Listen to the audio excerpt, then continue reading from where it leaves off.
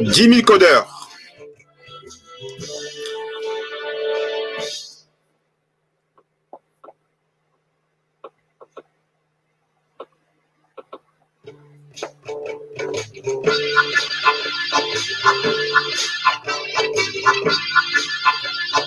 L'Afrique, poumon de l'industrie mondiale du numérique. Avec sa jeunesse, accompagnée par les grandes sœurs et les grands frères du réseau d'experts 10 000 codeurs. 450 millions de jeunes entre 15 et 35 ans. Et si cette jeunesse était accompagnée dans les métiers du numérique, l'Afrique deviendrait mécaniquement le poumon de l'industrie mondiale du numérique. Du lundi au vendredi, 20h heure de Paris, des professionnels donnent du sens à leur carrière en devenant des repères pour la jeunesse africaine.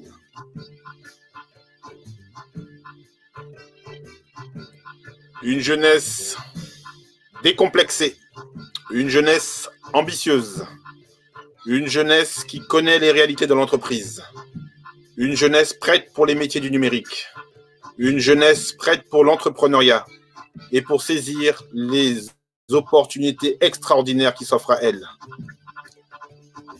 Autour du baobab, les grandes sœurs et les grands frères distillent une connaissance qui permettra à cette jeunesse de se relever, d'être debout, de refuser l'exil, de refuser les bateaux de fortune, de rester sur le continent, d'identifier des besoins, de répondre aux besoins des entreprises du monde entier. Ce soir, 10 000 codeurs abordent le branding. Branding, communication de marque 101 avec notre équipe Pinchassa. Laetitia, la grande sœur, est là. Maxime, le grand frère, est là. Tous les 3e mardis du mois, les experts branding partagent la connaissance. Soyez uniques, soyez empathiques. Avec 10 000 codeurs, l'Afrique poumon de l'industrie mondiale du numérique. Devenez le Apple de votre secteur avec Pinchassa.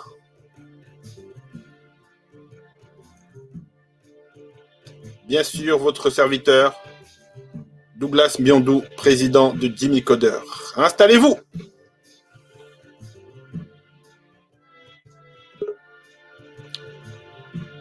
L'Afrique poumon de l'industrie mondiale du numérique avec 10 000 codeurs et ce soir, branding avec Pinchassa.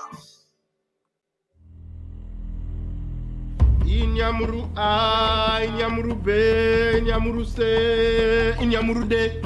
Oh, esprit de Montreuil, de Montfermeil, de tous les foyers.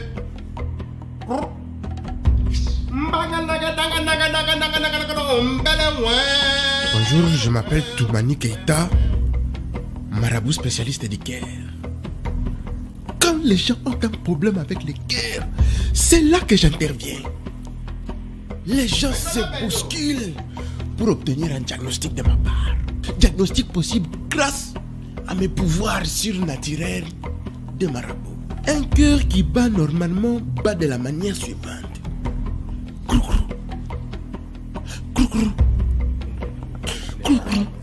Mais il y a des cœurs qui battent. Une fois j'ai même entendu un cœur qui battait.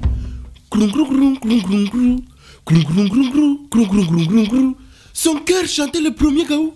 Monsieur Toumani, comment un marabout sans formation médicale peut-il donner des diagnostics physico-cardiaques comme vous? Donc vous doutez de mes pouvoirs surnaturels. Vous savez quoi? Je vous propose un diagnostic gratuit. Installez-vous. Vous allez voir la puissance de mon maraboutage. Fermez les yeux, monsieur, fermez les yeux.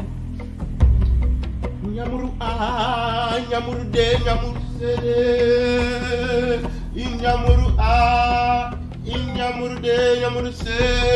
Vos sachets, Inyamuru D. Fermez les yeux, monsieur, c'est pas fini. Enfin, si, vous avez essayé de me brancher une machine, là. Ah non, non, j'ai pas essayé de vous brancher une machine. Si, c'est un cardiopathe, ça, pour mesurer les données physiques et cardiaques. Non, c'est pas vrai. Vous êtes un charlatan, monsieur. Un charlatan? Oui, c'est honteux, monsieur. C'est pas la Vous honte. êtes un escroc. Ce n'est pas la honte. On s'en va, les gars. C'est pas la honte, c'est la technologie. Et va pas dire ça aux autres, sinon tu vas gâter mon business.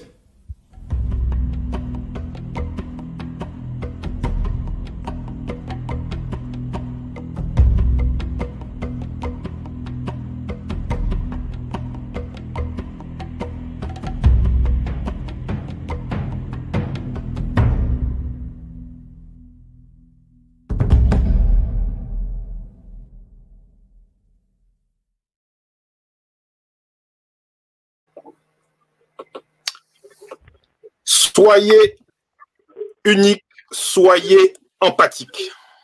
Je répète, soyez unique, soyez empathique.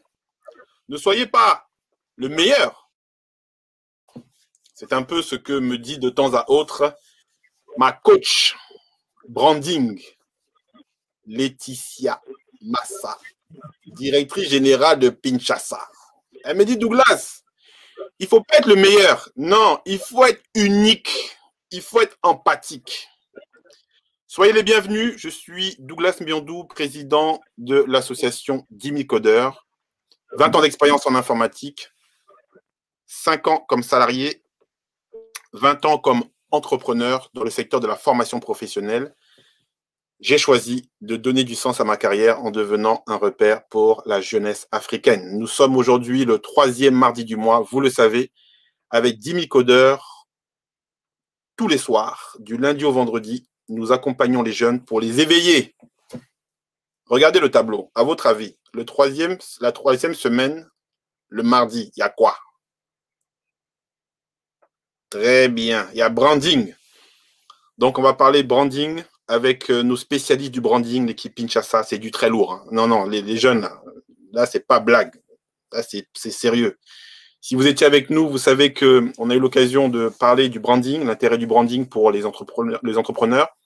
On a eu l'occasion de parler pas de marque sans logo, pas de marque sans site web. Vous vous rappelez la pyramide, pour ceux qui étaient là la dernière fois, il y avait la pyramide. Et puis, ils nous ont monté en haleine et puis on savait...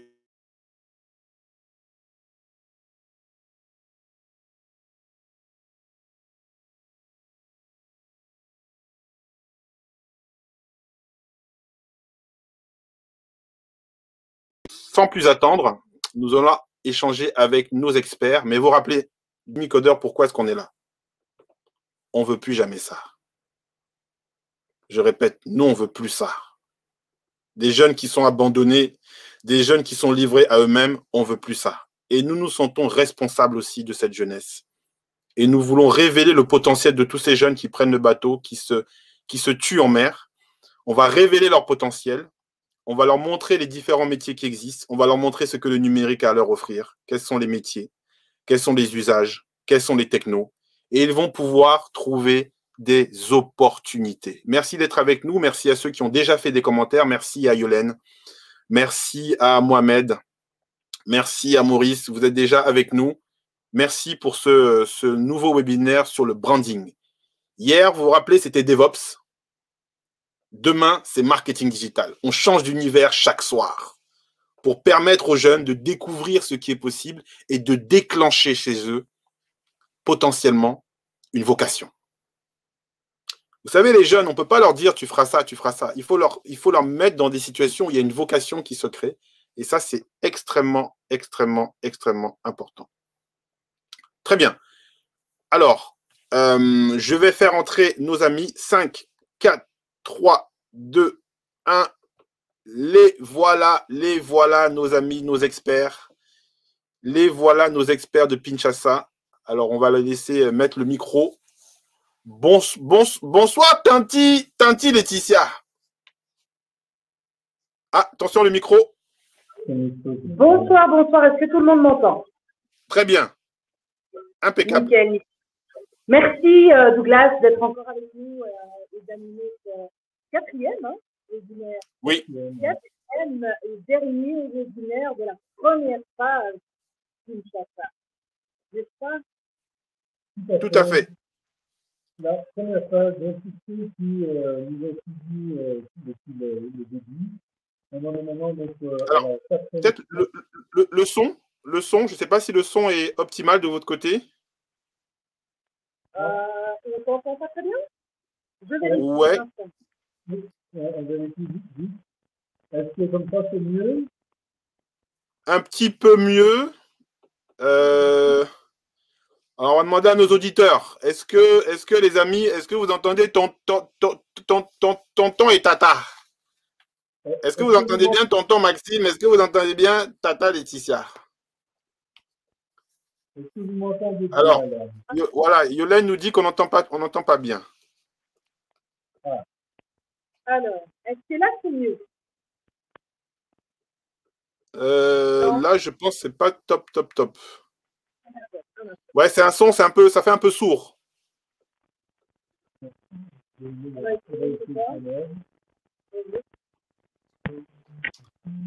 Alors, pendant que vous faites les réglages, je prends le micro pour annoncer un petit peu justement cette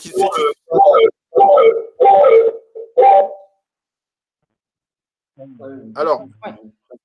Prends le son. Ah, là, c'est mieux. Là, c'est mieux. Là, c'est bon. Là, c'est bon.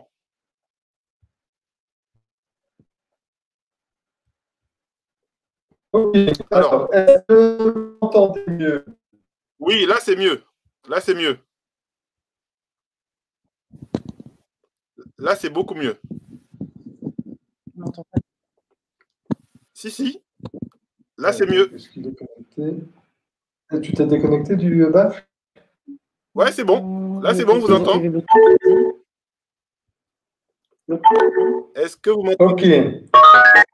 Voilà, c'est bon. Ok. Super. Là, on entend tout.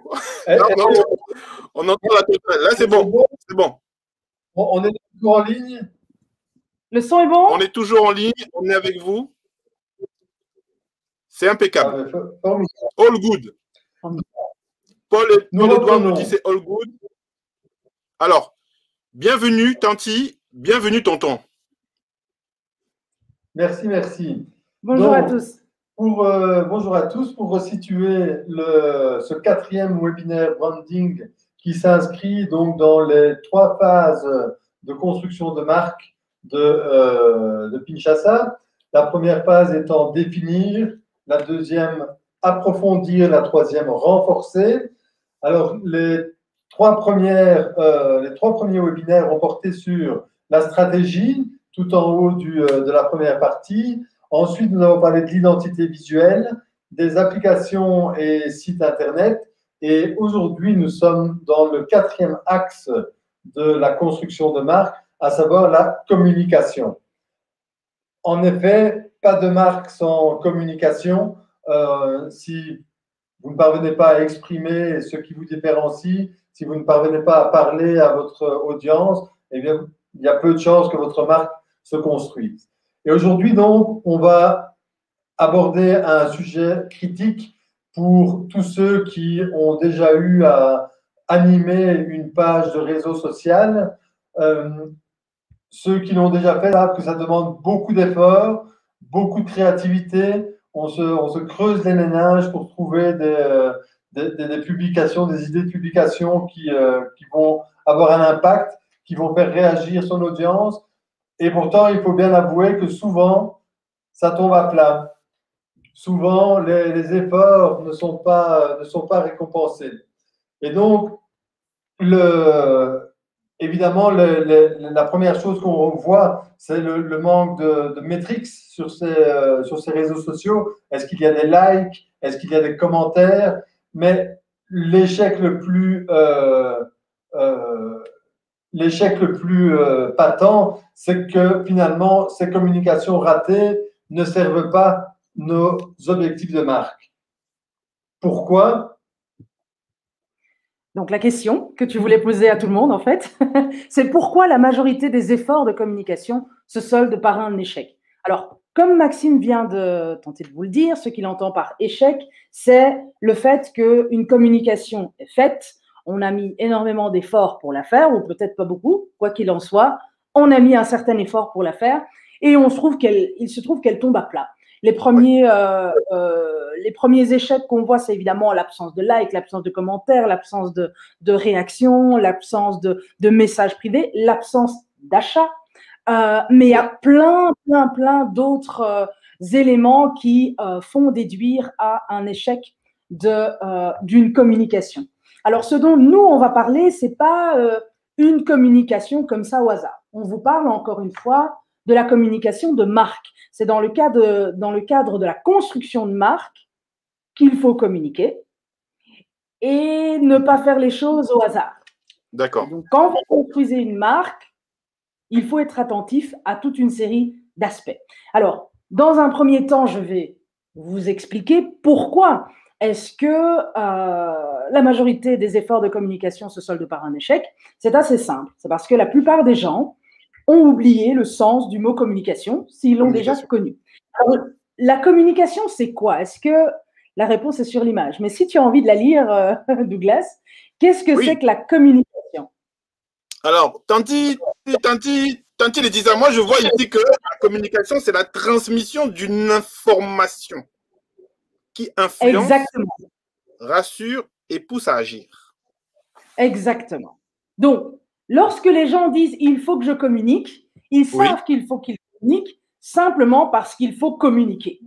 Mais ils se posent rarement la question de savoir pourquoi il faut qu'ils communiquent, pour atteindre quel objectif et avec qui ils communiquent. Donc, lorsqu'on parle de communication, on doit savoir qu'il y a une logique d'information, et donc l'information d'une personne pour influencer cette personne, rassurer cette personne sur notre entreprise ou ce qu'elle fait, ou nos produits ou nos services, ou leur prix ou les conditions, et aussi pousser une personne à agir. Il y a plusieurs niveaux d'action. Le premier niveau d'action, si on doit retourner sur les réseaux sociaux, c'est simplement d'arrêter le scroll. C'est ça? OK. Le deuxième niveau d'action, c'est d'enregistrer la publication. Ça, on ne peut pas le voir, mais il y a des gens qui enregistrent des publications pour venir les voir plus tard. C'est le deuxième niveau d'action. Le troisième niveau d'action, c'est de montrer publiquement qu'on a vu et qu'on a une certaine opinion sur la publication. Mais ce n'est que le troisième niveau d'action. C'est le like, ou le dislike, ou le love, ou toutes les réactions possibles et imaginables sur une publication. Quand une personne, que ce soit publique ou accepte que sa réaction à une transmission d'informations soit publique, alors elle met un petit pouce ou autre chose. Le quatrième niveau d'information, c'est le partage privé. Enfin, le quatrième niveau d'action, pardon, c'est le partage privé. La majorité des réactions aux publications sur les réseaux sociaux sont des partages privés. Donc, vous ne voulez pas montrer à tout le monde que l'information vous a d'une manière ou d'une autre influencé. D'accord. Influencé, voilà. Vous a poussé à faire quelque chose, à transmettre à quelqu'un ou à vous transmettre à vous-même. Vous le faites quand même, mais en privé. Et le cinquième niveau d'action,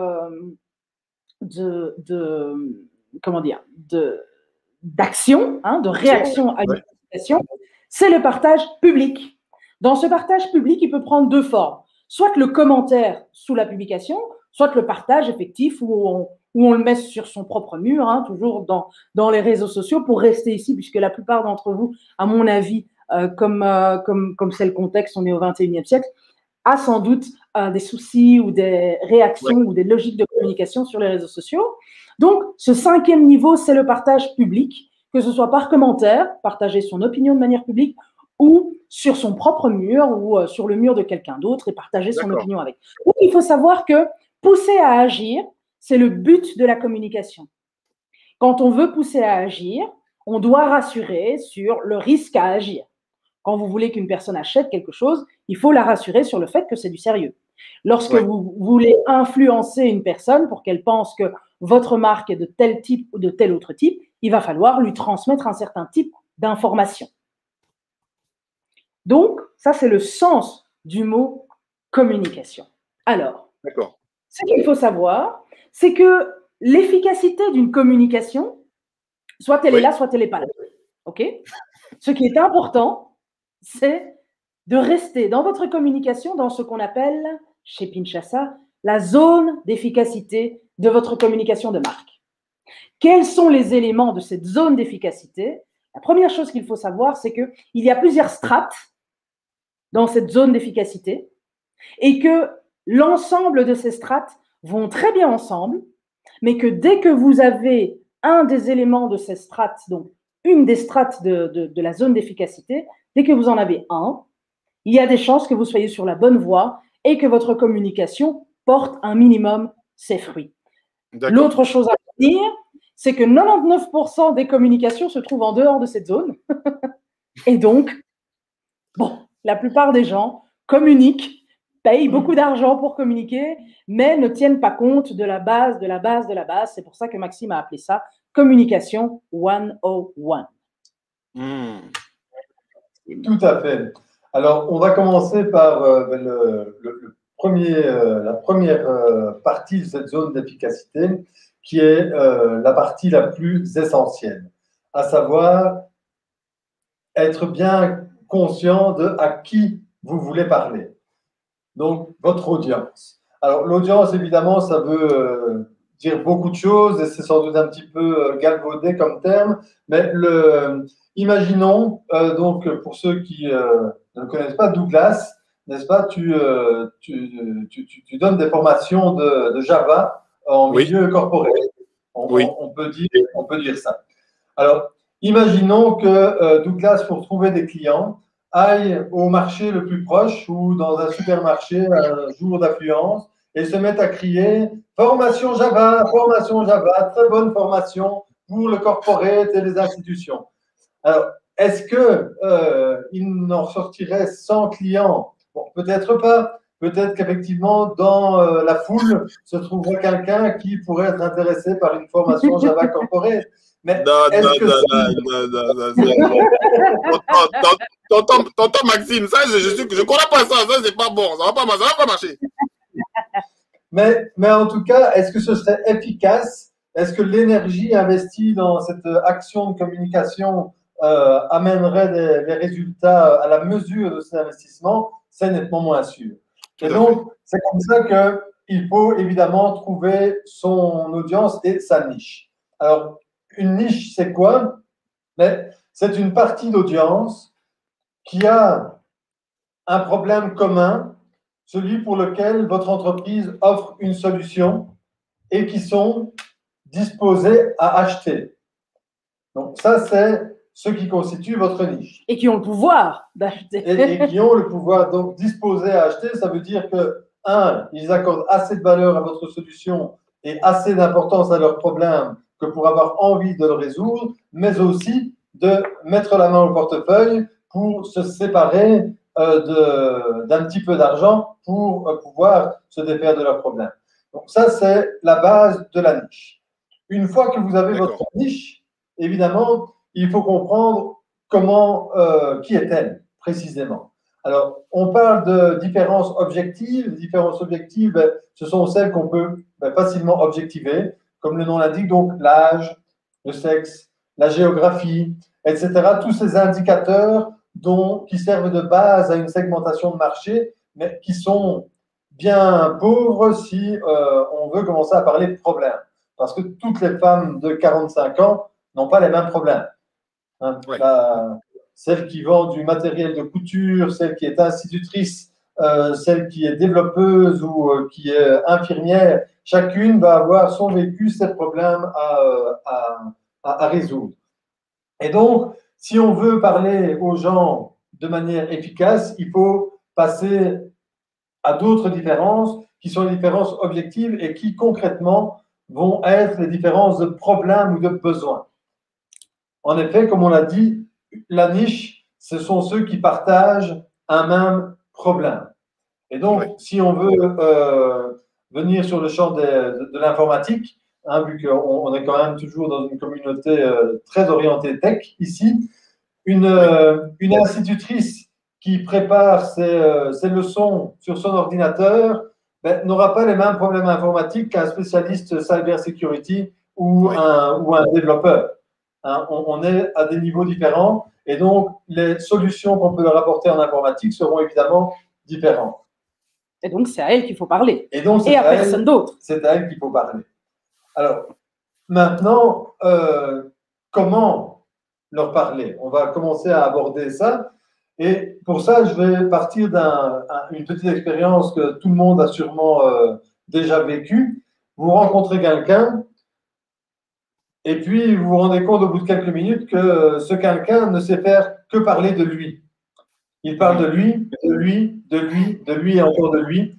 Et bon, il faut bien avouer qu'à moins qu'il ait vécu des aventures incroyables qui vous élèvent aussi, et que sa manière de raconter les aventures soit vraiment trépidante et enthousiasmante, il y a fort à parier qu'au bout de 5 à 10 minutes, vous allez vous lasser, et au bout de 15 minutes, vous demanderez à un ami de faire semblant de vous appeler sur le téléphone pour vous en déplaire. Donc, ça sent le vécu, Maxime. Ça sent le vécu. Quand vous communiquez au nom de votre entreprise, dites-vous que ça a le même impact. Si quand vous parlez de vous et encore de vous et à quel point vous êtes formidable, il y a peu de chances que ça attire le chaland, il y a peu de chances que ça arrête le scroll, que ça provoque l'enregistrement ou tout ce dont Laetitia a parlé au début. Maintenant, de l'autre côté, quelle est votre réaction si vous rencontrez quelqu'un et puis rapidement vous vous rendez compte que cette personne s'intéresse à vous, vous pose des questions sur vos préoccupations, sur vos problèmes, sur vos activités, mais il y a de fortes chances que la discussion dure un peu plus longtemps. Parce que vous vous sentirez écouté, important. Et bon, il faut bien admettre que c'est un travers que beaucoup de gens ont. Les gens sont égocentriques. Hein, ils se sentent bien si on parle d'eux, et comme je viens de l'expliquer, ils se sentent beaucoup moins bien quand quelqu'un parle de lui. Hein. Donc, si vous voulez avoir une communication efficace, la première chose, c'est non seulement de connaître votre niche, mais en plus de lui parler à elle et de lui parler d'elle, de ce qu'elle vit, de ses problèmes. Parce que l'erreur trop communément répandue des entrepreneurs, c'est de penser que c'est eux les héros. C'est eux qui travaillent dur, c'est eux qui ont toutes ces merveilleuses choses à offrir. C'est eux qui sont les meilleurs, les premiers. C'est eux qui sont les meilleurs, les premiers, les plus grands, les plus beaux, les mieux outillés, qui vendent les plus belles machines, qui ont les plus gros diplômes. Alors qu'en fait, on s'en fout. Alors qu'on s'en fout. Hein, parce que concrètement, si on veut trouver des gens avec beaucoup de diplômes et de belles machines, c'est pas ça qui manque. Hein, et il y en a 13 à la deuxième. Et donc, le héros des histoires que vous racontez dans vos communications, ce n'est pas vous, c'est votre niche. Ce sont tous les membres de votre niche. Et donc ça, c'est le premier point de zone d'efficacité. Si vous voulez être efficace, ne parlez pas de vous, parlez de votre niche, de ceux que vous servez. Alors, je continue? Oui, continue, il faut continuer. Moi, je trouvais qu'il était enivrant. Il m'a enivré. Moi, je ne sais pas comment enchaîner la suite. La bonne nouvelle, c'est que si votre communication commence à être systématiquement à propos de votre public, de votre audience, de vos clients finaux, vous avez déjà un excellent point. Ouais. Vous avez déjà un excellent point. Et en termes d'efficacité, vous avez déjà fait un gros boulot. Il y a vraiment déjà un début d'effet positif qui peut en sortir, même si vous ne maîtrisez pas les autres strates. La mauvaise nouvelle, c'est qu'il y a déjà d'autres entreprises, probablement dans votre domaine, qui ont compris qu'il fallait parler à leur audience. Et donc, ça ne suffit pas. La deuxième strate, ce sont les sujets. Il faut trouver les bons sujets. D'accord? Comme Maxime l'a dit il y a un instant, le sujet préféré des entreprises, c'est elles-mêmes.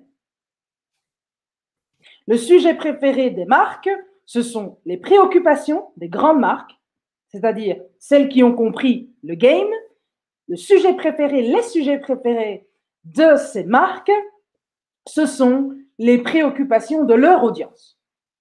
Si je vends des produits pour les cheveux, Hein? Qu'est-ce que je vais faire en tant que marque qui n'a pas compris la communication de marque? Je vais dire, regardez mon produit comme il est beau. Il peut faire de belles choses avec vos cheveux. Achetez-la, cliquez ici, achetez, achetez, achetez, achetez, achetez, achetez. Si par contre j'ai compris comment les gens fonctionnent, ce que les gens veulent et qu'est-ce qu'ils considéreront comme étant de la valeur dans ma communication, je vais être beaucoup plus simple que ça. Je vais me poser la question de savoir, OK, mon audience, elle est celle-là. Quels sont les problèmes qu'elle rencontre et auxquels mes produits sont une solution?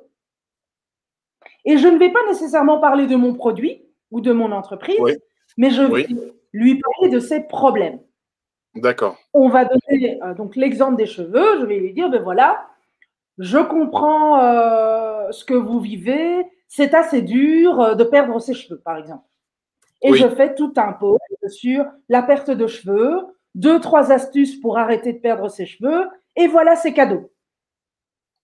Ma communication a été uniquement sur la perte des cheveux, mais comme on a eu la confirmation il y a quelques jours d'une de nos clientes, cette communication qui n'a pas parlé de ses produits a mené à une vente. Et c'était la première fois qu'il utilisait le truc. Donc, nous, on le sait, c'est comme ça qu'on fonctionne depuis le début et c'est comme ça qu'on vend depuis le début, mais c'est contre-intuitif. Il faut choisir les sujets. Le sujet idéal, ce n'est pas nécessairement le produit, ce n'est absolument pas l'entreprise, sauf exception, bien entendu, et sauf dans la mesure où ça répond à des problèmes ou des préoccupations de l'audience, que ça les règle ou que ça les éclaire ou que ça les atténue. C'est ça qu'il faut avoir à l'idée. D'accord. Ça, c'est le premier sujet. Mais il y en a 2 autres types. Le premier sujet idéal, c'est de parler à notre audience de ses problèmes à elle. Oui. Le deuxième type de sujet, c'est, sans nécessairement parler de nos produits comme tels, c'est de la projeter, donc aider notre audience à se projeter dans une vie ou dans un monde où les bénéfices de nos solutions sont à elle. OK? Est-ce que tu me suis, Douglas? Est-ce que tout le monde nous suit? Les bénéfices sont à elle. Voilà. Alors, je vais donner un exemple. Ouais, un exemple. Vous êtes codeur. Vous offrez des solutions.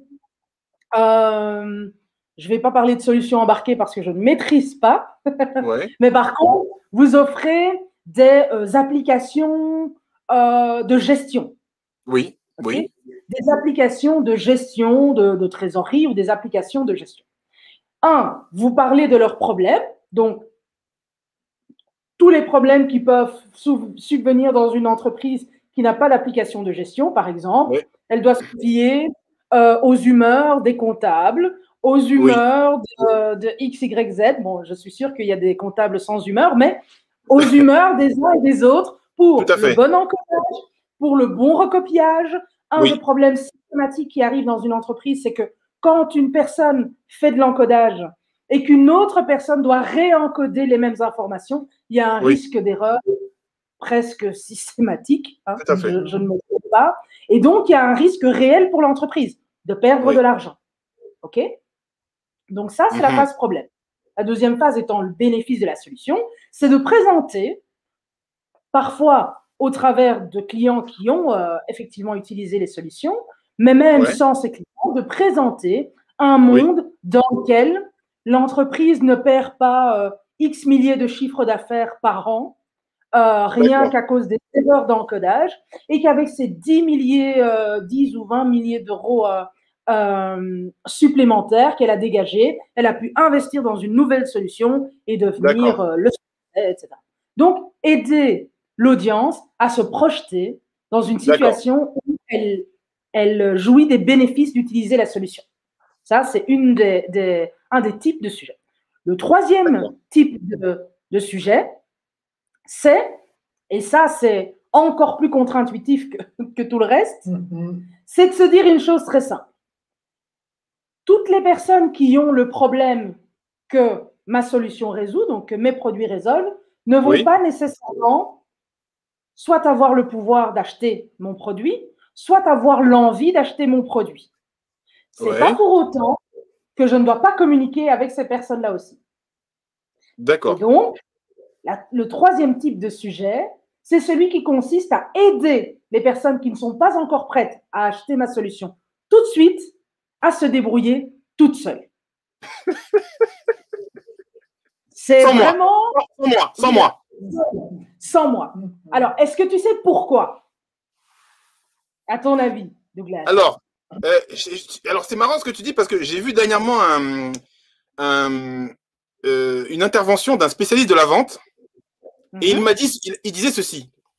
Je te suis, tu me fuis. Je te fuis, tu me suis. Exactement. C'est marrant, il m'a dit ça. Exactement. Et il avait raison. La meilleure manière de vendre, c'est de ne pas vendre. Ouais.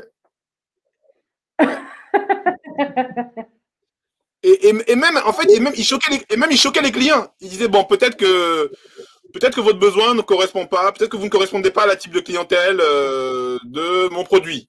Oh. Moi, je suis devant toi et j'ai mon argent et peut-être il dit, c'est pas pour moi. C'est ça? Mais tu peux faire le parallèle avec la drague. Ouais. Les plus grands dragueurs, ouais. ou les plus grandes dragueuses, hein, on ne sait pas, les plus grands dragueurs, ne faisons pas de sexisme ici, les plus grands dragueurs, en tout cas, savent que leur job, c'est de piquer la curiosité de l'autre. Ouais. Dès qu'ils piquer la curiosité de l'autre, ils tournent la tête. Et puis il part seulement. Il dit, c'est pas ton temps. Ok. Et donc, c'est un jeu comme ça qui est censé être subtil. Moins une entreprise est subtile, plus elle devra chasser les clients, c'est-à-dire courir après, etc. Donc, elle va dépenser beaucoup d'argent en publicité, donc communication sur des canaux payants, c'est ça la publicité. C'est de la communication sur des canaux qui ne sont pas à nous et qui sont payants. Moins elle maîtrisera, cette zone d'efficacité, plus elle devra faire un effort surhumain et donc en argent pour obtenir les effets de ce qu'elle ne parvient pas à obtenir naturellement. Et donc, pourquoi est-ce qu'il faut donner la possibilité à des gens qui n'achèteront peut-être pas notre produit de se débrouiller tout seuls? Parce que ces gens, lorsqu'ils ont un problème, s'ils n'achètent pas notre produit, c'est qu'ils sont du genre « ouais, je peux y arriver ». Ouais. Ok. Ouais, je peux y arriver sont comme ça jusqu'à un certain point. Ouais. Ils essaient jusqu'au bout et quand vraiment ils n'y arrivent plus ou qu'ils se rendent compte qu'ils ont besoin de plus, ils cherchent mais qui va pouvoir les aider. Or, si vous vous êtes placé dans leur tête pendant tout ce temps où ils se croyaient capables de tout, le jour où ils réalisent enfin ce que vous saviez depuis le début, c'est chez qui qu'ils iront? Les marques qui n'ont parlé qu'à leurs grands clients dès le début ou chez vous? Parce que tu es tout le temps dans sa tête. Ok. C'est l'aspect le plus contre-intuitif de communication de marque et pourtant, c'est un des aspects les plus importants à considérer. Donc, le type de sujet, c'est problème. Ouais. Quand est-ce qu'on parle des problèmes? Parce que je vois un commentaire là, quand est-ce qu'il faut parler de quoi? Ouais, tout à fait. Il y a une question là, effectivement, j'en profite. À quel moment… Oui, pardon. Oui. La question, c'est à quel moment effectuer ce type de communication? Parler des problèmes de mon audience. Est-ce lors d'un webinaire, lors de la présentation de la solution ou directement auprès des clients? En fait, à quel moment parler du problème? Au tout début. Ok. On a une entreprise, on veut la lancer sur le marché. La première chose dont on doit parler, c'est du problème. Pourquoi? Parce que toutes les personnes qui sont susceptibles de chercher la solution, elles ont d'abord le problème. Et donc, c'est une manière de réunir une communauté autour d'un problème. D'accord, ok. Rien que ça. Maintenant, est-ce que dans un webinaire qui va présenter la solution, on peut parler du problème? Oui. Et une règle de base, c'est de ne jamais parler d'une solution sans parler du problème auquel elle répond. Donc là, c'est juste pas possible de parler de la solution sans parler du problème. Donc, D'accord. de faire des publications autonomes parlant du problème, c'est typiquement lorsqu'on lance une entreprise. D'accord. Ou lorsqu'on lance un nouveau produit. Ou lorsqu'on lance une nouvelle formule. D'accord? D'accord. Donc voilà. Premier type de sujet, c'est le problème. Le Oui. deuxième type de sujet, ce sont les bénéfices. On a dit bénéfices de la solution, c'est-à-dire ce que ça va aider notre audience à faire. Pas comment ça va l'aider parce qu'il y a du Java, il y a du C++, il y a du Vue.js. Non, les gens s'en foutent. Ouais, tout à fait. Si ce sont des entrepreneurs, ils veulent savoir comment ils vont gagner plus d'argent grâce à votre solution ou comment ils vont en perdre moins grâce à votre solution. C'est donc de ça que vous devez parler. Dans quelle mesure ça va les aider, très concrètement. Si ce ne sont pas des entrepreneurs, ils veulent savoir exactement comment leur cheveu va être une fois qu'ils auront utilisé votre solution ou autre. D'accord? Et la troisième chose, c'est contre-intuitif. Et donc, c'est une des manières de vous démarquer le plus par rapport aux autres marques de votre secteur, c'est d'être la marque qui parle même à des clients qui ne sont pas prêts à lui acheter tout de suite. D'accord. En leur donnant des solutions pour qu'elles fassent eux-mêmes certaines choses. Et si la marque a une véritable expertise, ce qu'on lui conseille quand même, il y aura toujours une différence entre le bric-à-brac des personnes qui ne veulent pas lui acheter sa solution et sa vraie solution à elle. OK? Donc ça, c'est pour les sujets. Les sujets à aborder avec son audience à qui on s'adresse. Ah, il semblerait que je doive parler de la troisième strate. Et la troisième strate, c'est encore moins partagé parce que les gens ne savent peut-être pas. Voilà. C'est que quand vous communiquez, il faut choisir un angle. Il faut choisir un angle.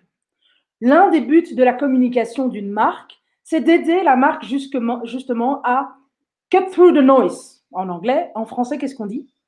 Couper le bruit, sortir du bruit. C'est ça. Ça s'imposer dans le bruit ambiant. Voilà. Ce qui se passe, c'est que l'intérêt de construire une marque, c'est de se démarquer. Lorsqu'on veut communiquer, typiquement aujourd'hui, mais aussi dans les siècles derniers, il y a des canaux de communication qui ne sont pas utilisés que par vous. Dans le temps, c'était les journaux. Aujourd'hui, ce sont les réseaux sociaux, c'est le mailing, etc. On sait tous qu'il y a d'autres mails que les gens à qui on veut parler reçoivent. Il y a d'autres entreprises qui arrivent dans le fil d'actualité, qu'ils soient LinkedIn, Facebook ou autres, des personnes qu'on veut viser.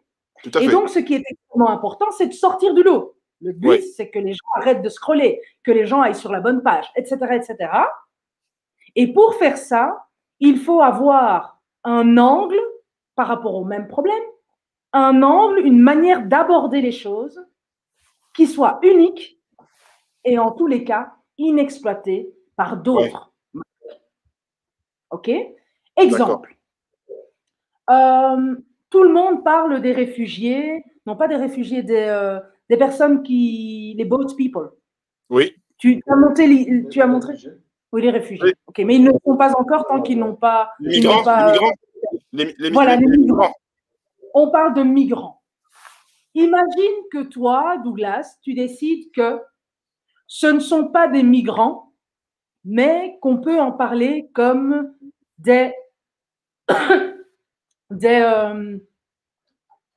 on va dire des soldats. D'accord. Soldats qui auraient, comment on dit d'un soldat qui a arrêté de combattre? Voilà, qui aurait déserté. Qui aurait déserté, ouais. Voilà. Le même bateau avec une bande de déserteurs. Pourquoi? Parce que ton propos serait de considérer ceux qui quittent l'Afrique comme des gens qui font du mal à l'Afrique. Oui. OK? Donc, ton angle serait un angle inexploité parce que tout le monde parle des migrants comme des victimes. Oui. Toi, tu parlerais des migrants comme de gens qui sont le plus avantagés dans les sociétés africaines, parce que ça coûte très cher d'avoir Oui. accès à ces bateaux. Ça coûte très cher. Donc, a priori, avec le même capital, ils pourraient monter un business, mais Très ils bien. décident d'aller tuer en mer et Mhm. d'aller nettoyer les cacas des vieilles personnes Tout à fait. en Europe. OK? Oui. C'est une décision qu'ils prennent. Toi, tu pourrais très bien décider de prendre l'angle, désolé, hein, tu pourrais très très bien décider de prendre l'angle de la désertion. Tout à fait. Et évidemment, parce que tu prends un angle que les gens n'ont jamais vu, ils Ouais. vont s'arrêter. Ils vont Ils vont se demander s'arrêter, pourquoi ouais. tu parles comme ça. De quoi tu parles? Ouais, Et ça donc, interpelle. Ça interpelle. voilà, tu vas les Il y a une réaction. interpeller. Il y a une réaction. Exactement. On Exactement. influence. On influence le comportement. Exactement. Quelle qu'elle soit, la réaction est beaucoup plus probable que si tu parles exactement de la même manière que tout le monde, les migrants, les victimes, les ceci, les cela. Ouais. Et la réalité, c'est que ils sont victimes, mais ils sont aussi déserteurs. Il suffit de Ouais. choisir l'angle. Ouais, ouais. Il suffit de choisir l'angle. OK? Mais c'est Ok. le choix de l'angle qui provoque soit le choc, soit la surprise, soit l'absence d'habitude, aide une entreprise, souvent les plus petites, à se démarquer. Et donc, D'accord. vous aurez remarqué qu'on commence à quadriller la zone d'efficacité. Hein. Tout à Si fait. vous parlez à une bourse d'elle-même, que vous lui parlez des bons sujets et qu'en plus vous avez un angle unique et inexploité, Ouais. là vous commencez vraiment à sortir du lot. Et je te pense dis. que là, vous pouvez arriver à quelque part. Tu ne crois pas, Maxime? Tout à fait, tout à fait. Alors maintenant, on arrive dans le quatrième cercle. Oui, il faut continuer. Il faut continuer, tonton. Il faut ajouter. Il faut ajouter. On ne s'arrête pas, hein, on ne s'arrêtera pas. Et donc, le quatrième, c'est, et là je vais à nouveau plonger chacun dans son vécu.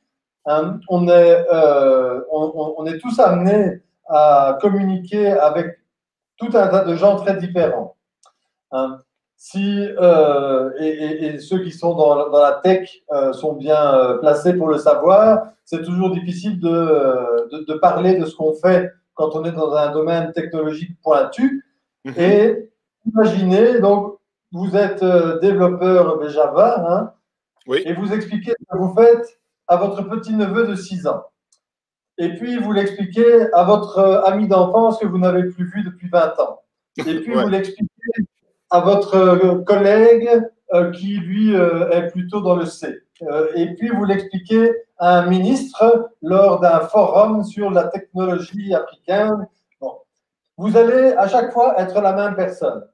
Vous allez à chaque fois parler du même sujet. Oui. Mais en fonction, Avec le même angle. avec le même angle aussi, mais en fonction de la personne à qui vous vous adressez, vous allez avoir un ton différent. Monsieur le ministre, développé en Java, patati, patata. Hein. Et à côté de ça, le petit-neveu, alors le Java, c'est pour faire comme C'est le vrai tonton. On va parler de la même chose, mais le ton est important. Et évidemment, comment déterminer votre ton? Mais pour ça, il faut savoir, qui vous êtes. Et qui vous êtes, vous le décidez une fois que vous savez à qui vous parlez. Si vous vendez des Pampers à des jeunes mamans, donc des couches pour bébés, mais vous n'allez pas parler de la même façon que si vous vendez des Mercedes à des vieux ministres. Oui. Ce n'est pas du tout la même audience. Et donc, si votre niche est l'un ou l'autre, la personnalité que vous allez devoir développer pour votre marque devrait être adaptée. Vous ne décidez pas d'abord, moi, ma marque, elle est plutôt comme Superman, et en fait, je vends des croquettes pour chiens. Bon, bah, tu pourrais, hein, pour partir de… On pourrait, mais ça va être compliqué de faire le lien. Hein, ça va être assez compliqué. Et donc, identifiez clairement la niche, identifiez qui vous êtes, et une fois que vous savez qui vous êtes, ben, ça devient facile. Facile, ça demande un certain, plus facile un qu'avant. certain jeu d'acteur, on va dire, mais en tout cas plus facile de pouvoir trouver votre ton. Si vous devez enseigner à des jeunes, ben, vous pouvez prendre un ton savant qui dispense le savoir et qui est calme et stable et posé et qui va rassurer cette jeunesse turbulente. Mais vous pouvez aussi décider d'un ton qui sera plus enjoué, plus rigolo, plus fun, pour justement les stimuler sur un autre plan. Et leur montrer que vous faites partie en fait de la même communauté. Donc en fonction de la stratégie de marché, le ton peut changer. Tout à fait. Oui, parce qu'on peut évidemment vendre la même chose de différentes façons. Vous pouvez vendre des jouets pour le fun, et puis vous pouvez vendre des jouets pour le développement pédagogique des enfants. Ce sera toujours fun, mais ce n'est pas le fun que vous allez mettre en avant. Tout à fait. Donc ça, c'était pour le ton. Donc vous voyez que là, on commence à avoir tout un ensemble qui va vous permettre de, si vous préparez tout cela à l'avance, parce que en voyant tout cela, on se rend compte évidemment que le moment auquel on commence à écrire une publication, le plus gros du travail doit être déjà fait. Ouais. Une fois que vous commencez à écrire, si vous savez à qui vous parlez, si vous avez la liste des sujets, si vous avez l'angle d'attaque et que vous avez le ton et que vous savez vous mettre dans la peau de cette personne qui va parler avec ce ton de tout ce dont vous voulez parler, mais le plus gros du travail est fait. Le plus gros est fait. Et à ce moment-là, les mots, les idées vont venir beaucoup plus facilement. Ce qui nous amène au dernier cercle d'efficacité qui va vous permettre d'être cohérent, qui va vous permettre de rendre face à la mesure de vos ressources. C'est le calendrier, simplement. D'accord. Parce qu'une fois que vous avez les problèmes de votre audience et que vous les listez, ok, les problèmes, ce sont ceux-là, et il y a 10 manières, 10 sujets différents sur chaque problème si vous les disséquez en petits morceaux. Parce que quand vous communiquez, on ne vous demande pas d'écrire un roman entier à chaque fois. Le plus petit, le mieux. Petit égale test. Mais tranchant et striquant. Évidemment, mais petit. C'est plus facile de faire une petite phrase qui choque que de faire tout un bouquin qui choque. Et que personne ne valide. Et que personne ne valide. Finalement. Hein? Alors que les citations tournent sur Facebook et Instagram à longueur d'année. Et donc, le calendrier, c'est ce qui va vous permettre deux choses. Un, de séquencer le découpage de vos sujets. Et de vous dire, OK, si j'ai 10 sujets, je trouve 5 sous-sujets et j'ai un poste par semaine. D'accord. Alors, 10 sujets en 5 morceaux, c'est pas beaucoup. 50 pauses, du coup, il y a 52 semaines. C'est juste parfait. Par contre, 50 pauses où à chaque fois, on recommence tout comme si c'était le premier, ça, c'est dur. Parce que chaque semaine, c'est la même torture. Chaque semaine, c'est, mon Dieu, qu'est-ce que je vais leur dire aujourd'hui? Et c'est ça. Hein? Tous ceux qui ont animé une page ont vécu ce moment. Et le moyen le plus simple, c'est de partir du centre, à qui je parle, de quoi je lui parle, angle et ton, ça fait partie de qui je suis et à qui je parle, et puis le calendrier. Et l'autre chose, une fois que vous avez mis vos sujets, c'est de trouver les événements marquants de votre audience. Alors, on va prendre un exemple facile. Les mères de famille, la rentrée scolaire, c'est un événement marquant. C'est un événement qui rythme la vie chaque année. Rentrée scolaire, début des vacances, ça, on n'y manque pas. Et donc, si votre cible, c'est des mères de famille, mais il ne faut pas manquer ce moment-là parce que c'est un moment de stress, mais de joie aussi de voir les enfants grandir, d'appréhension aussi de les voir revenir 2 mois à la maison, etc. Donc, il y a vraiment tout un tas d'émotions et de problèmes à régler quand on parvient à trouver les événements marquants de chaque audience, de chaque niche. Si votre audience est dans la tech, ben, il y a sûrement des grands messes de la tech annuelles, bon, peut-être moins maintenant qu'il y a mais elles finiront par revenir, qui font que tous les spécialistes vont se retrouver à tel salon à Paris, en France, une fois par an. Et donc, le calendrier, c'est le dernier cercle qui va vous permettre de quadriller véritablement toute votre année je ne vais pas dire sans effort, mais avec beaucoup moins d'effort que quand vous écrivez, quand vous essayez de créer votre contenu, comme si c'était la première fois à chaque occasion. Et bien au-delà de diminuer les efforts nécessaires pour être efficace, le calendrier, lorsqu'il est pensé correctement, permet de aligner en fait sa communication. Parce que quand on fait les choses par à coup, on les fait d'une manière et puis on les fait d'une autre manière et puis il n'y a pas véritablement d'homogénéité et donc de reconnaissance de marque dans le style, dans la manière de faire, etc. etc. Tandis que quand on pense les choses, tout a l'air de s'aligner, de se huiler, etc. C'est généralement perçu comme quelque chose de magique, alors que c'est simplement quelque chose qui a été pensé. Alors Maxime parlait du dernier élément du cercle. Bon, ceux qui connaissent Pinchassa savent que quand il n'y en a plus, il y en a encore. Hein. Dandy, faut envoyer. Dandy, faut envoyer. Ça, c'est la surprise de ceux qui ont accepté de rester vraiment jusqu'au bout. C'est assez simple. Lorsque vous avez tout ce qu'il faut, il y a encore une meilleure manière de bien se démarquer et de devenir une marque qui comprend comment communiquer. C'est simplement de tenir compte de l'enveloppe. Et l'enveloppe, c'est quoi? C'est en fait le format que vous allez utiliser.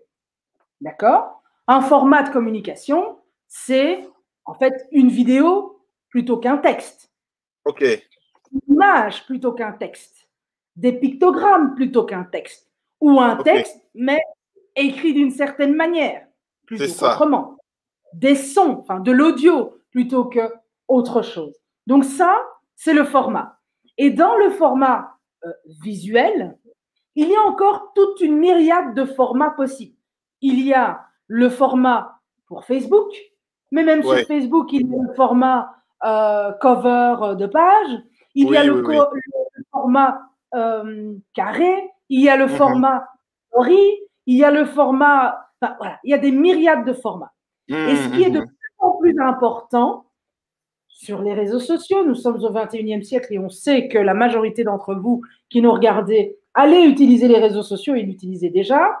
Ce qui est extrêmement important, et ça c'est un petit truc que je vous donne, c'est de tenir compte des dimensions selon le canal que vous utilisez.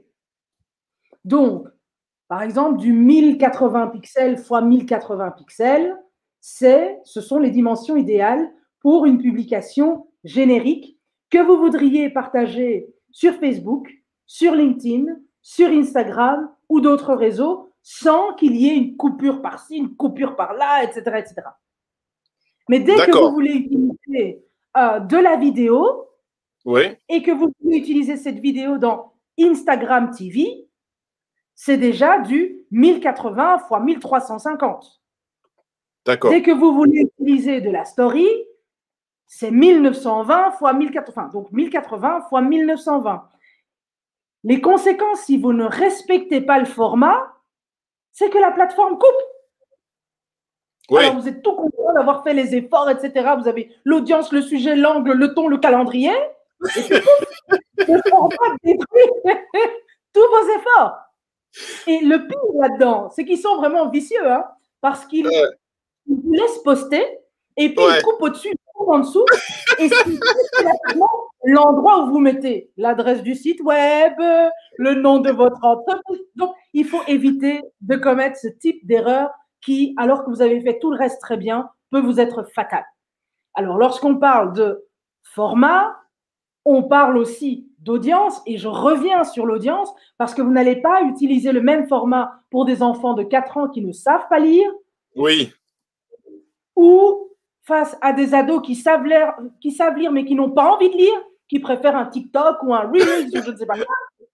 Ou à des gens qui ont envie de se sentir importants ou rehaussés. Eux, ils ont envie d'un livre blanc, 16 pages à télécharger. Enfin bref, vous choisirez votre format selon la plateforme, donc le canal, mais aussi selon l'audience. Et on en revient encore et toujours. Tout est une question d'audience. C'est pas étonnant. On est Pinchassa, on fait du branding, on fait de l'expérience de marque. Et encore une fois, on vous aura parlé, sans citer le mot, d'empathie. D'empathie, ouais. Et donc, pour terminer, parce qu'on va quand même terminer à un moment donné, les 21h, ce que nous faisons chez Pinchassa en ce qui concerne la communication, c'est essentiellement aider les entreprises à devenir autonomes dans leur communication en prenant les bonnes décisions de communication et parfois en utilisant les bons outils de communication. Nous créons des outils de communication numériques et aussi offline et nous créons des stratégies de communication qui accompagnent les marques, qu'elles soient jeunes ou moins jeunes, pour faire ça extrêmement bien, avec ou sans nous. Mais c'est avec vous, non, c'est avec vous, parce que j'ai compris le truc là, j'ai compris le. Tu dis sans nous et puis après on va voir que c'est compliqué et puis on va revenir vers vous. J'ai compris. Moi, j'ai compris comment le fonctionnement. J'ai compris le jeu, j'ai compris le système. C'est-à-dire, on découvre, on dit qu'on commence et puis on fait ça et puis après on revient. Alors, il y a une question qui nous a été posée par Mouslim. Il est blogueur. J'ai une plateforme sur l'informatique. J'aimerais savoir, est-ce que toutes ces stratégies s'appliquent à un blog? Oui. Oui. Alors, le blog, il faut ramener du trafic. Donc, s'il y a une volonté de trafic, il faut séduire des personnes qui ne sont pas encore abonnées au blog pour qu'elles aient envie de quitter les réseaux sociaux, ce que les gens font de moins en moins, pour aller sur un site, aller lire. Donc, il faut arrêter leur scroll, premier passage à l'acte, les pousser à cliquer, deuxième passage à l'acte, et éventuellement les pousser, une fois qu'elles ont lu le blog, à partager, troisième passage à l'acte. Donc, il faut que l'article de blog, lui aussi, leur parle d'elles, de la manière dont elles ont envie qu'on leur parle, et selon le format qu'elles ont envie. Donc, le blogueur qui vient de poser la question doit se poser, évidemment, lui-même la question de savoir à qui je parle dans ce blog, quels sont les problèmes qu'ils ont, et comment moi je peux aborder ces problèmes d'une manière telle qu'aucun autre blog aborde ces problèmes. Une fois qu'ils se sont posés ces questions, c'est sous quel format les personnes que je vise ont envie de recevoir ce type d'informations. Donc, si ce sont des codeurs, si le blog est adressé à des codeurs, les codeurs aiment bien avoir des code snippets. S'ils parlent d'une manière de résoudre tel ou tel problème de code, ben, qu'ils mettent simplement un step by step avec des codes snippets et avec le petit bouton copier et c'est parti. Tu en sais quelque chose. Tu as fait du blogging avec une solution Java, ça a été un succès phénoménal. Donc, il faut de cette manière-là. Si par contre son blog essaye d'aider les personnes qui ne sont pas très tech à le devenir ou à ne pas avoir besoin de le devenir tout en bénéficiant des bénéfices de la tech, eh bien, il faut qu'il s'adresse à ces personnes de la manière dont ces personnes le comprennent. Et ces personnes-là, c'est peut-être typiquement des tutoriels vidéo, même si c'est dans le blog, et ainsi de suite. Donc oui, ces règles-là sont des règles universelles de communication. Waouh. Une fois de plus, Pinchassa en action, la team de choc. Vraiment, moi, je suis très, très content. Je vois qu'il y a… On va peut-être remontrer le visuel avec les différentes cibles. C'est vraiment, vraiment hyper intéressant, une fois de plus. Très structuré, très clair. Toujours avec la volonté de nous permettre de rester jusqu'au bout, avec la montée en puissance. Il y a même le format dedans. Donc, en tout cas, je suis très, très, très content. Bah, c'est du lourd, hein. Moi, je vous avais dit, hein, les jeunes, hein, c'est du lourd. Vous êtes entrepreneur, ça ne suffit pas d'avoir une entreprise, d'avoir un savoir-faire, d'avoir une expertise. Non, il faut développer votre branding, il faut avoir votre logo, il faut avoir votre site web et il faut développer votre communication suivant les recommandations proposées par notre équipe de choc. On est déjà à la fin de ce webinaire. Quel serait le mot de la fin pour nos jeunes qui nous écoutent? Alors, pour ceux qui nous écoutent, n'hésitez pas à nous dire un peu ce que vous avez pensé de la séance. Une fois de plus, c'est du lourd. Hein. tous les troisièmes mardis du mois.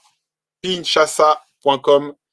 On a là la chance d'avoir des experts et nous-mêmes, 10 000 codeurs, nous sommes en train de nous faire accompagner parce que là, tous les conseils, là, moi, je suis là, je ne rate pas, mais je prends seulement.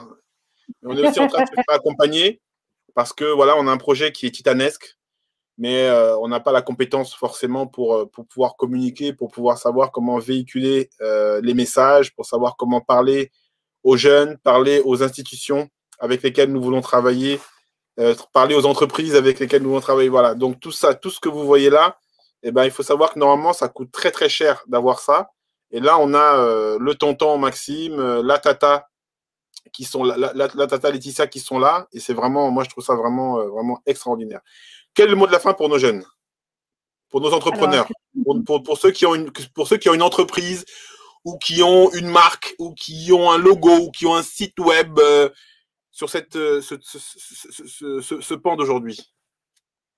Alors, ben, le petit mot de la fin que Laetitia complétera sans doute après.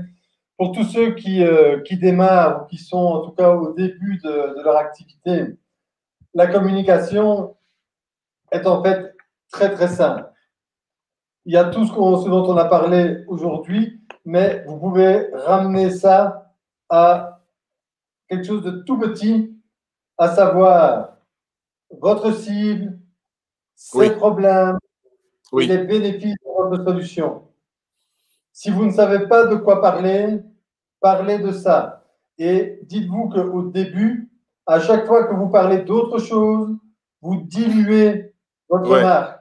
On dilue la marque. Si vous faites des commentaires sur le dernier goal de Messi, sur la dernière déclaration du président, ou sur le je ne sais pas quoi qui vient d'arriver, vous diluez la puissance de votre marque. Ok. C'est aussi simple que ça. Quand vous aurez 10 ou 20 ans de bouteilles et que vous serez acteur incontesté, là, vous pourrez commencer à parler de Messi pour rigoler.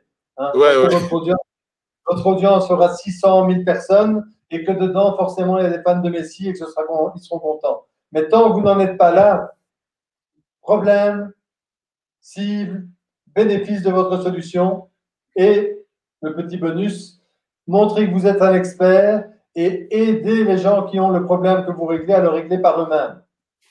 Très rapidement, ils se rendront compte que c'est difficile et ils viendront vers vous. Et ne parlez de rien d'autre. Rien. Rien. Interdit. Interdit. Exactement. Je ne l'aurais pas mieux dit, Maxime. Super. Waouh.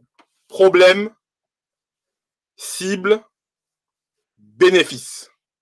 Ou plutôt cible, problème, bénéfice. Tout à fait.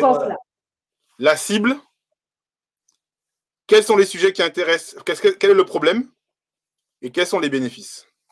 Voilà les jeunes, vous voyez, si vous êtes une entreprise, donc là encore, je fais une dédicace en particulier à toutes les entreprises, les startups que nous sommes en train d'accompagner actuellement, les startups qui sont dans la data, qui sont dans l'intelligence artificielle, qui ont été finalistes d'un concours pour le World Africa Startup Summit au Togo. Toutes ces startups-là, j'espère que vous écoutez ce webinaire. De toute façon, on va vous demander de regarder le webinaire dans le cadre de l'accompagnement.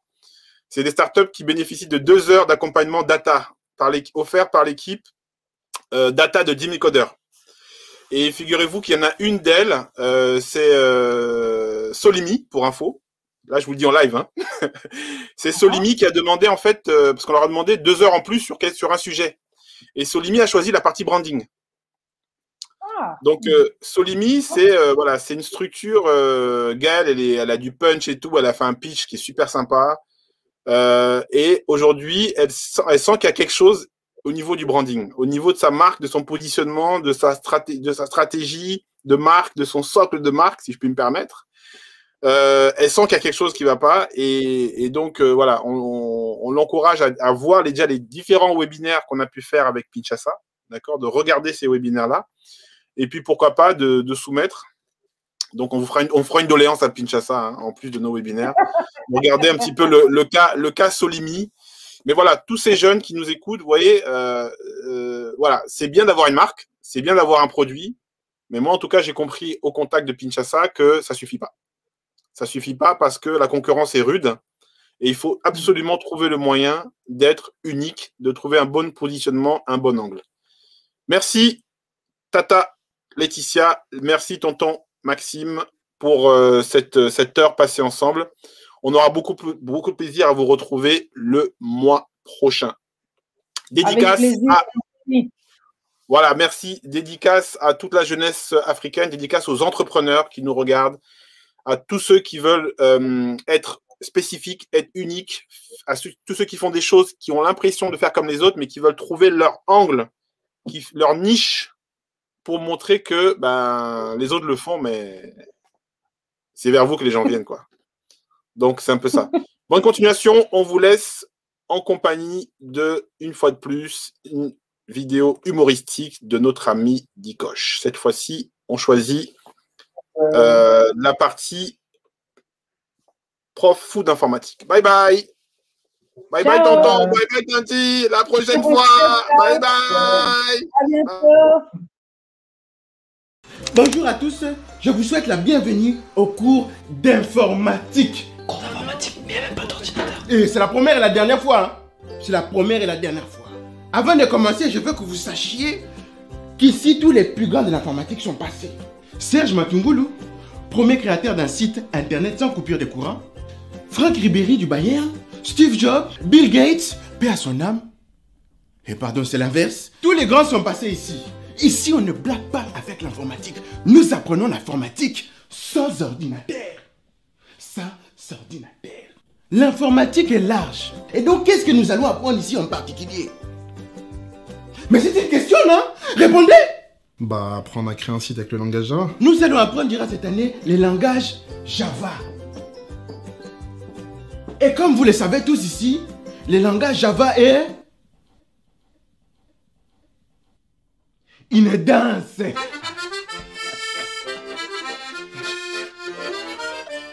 Le langage Java, c'est une danse maintenant? Mais monsieur, le langage Java, c'est un langage de programmation informatique. Mais tais-toi, toi, qu'est-ce que tu connais la Java? Tu n'étais même pas né quand il y avait la Java. Laisse-moi danser ma Java. Oh, c'est trop. Et on a un site à terminer avant la fin de l'année, venez, on se casse. Oh, mais vous allez où là? On va à l'école d'en face, eux au moins ils ont des vrais ordis. Et un vrai prof. Oh, mais vous m'avez demandé d'apprendre la Java, je vous apprends la Java, non? La Java. Mais revenez, là, c'est ça la Java, venez. Oh, mais lui qui parle, tu vas louper ta vie sans moi.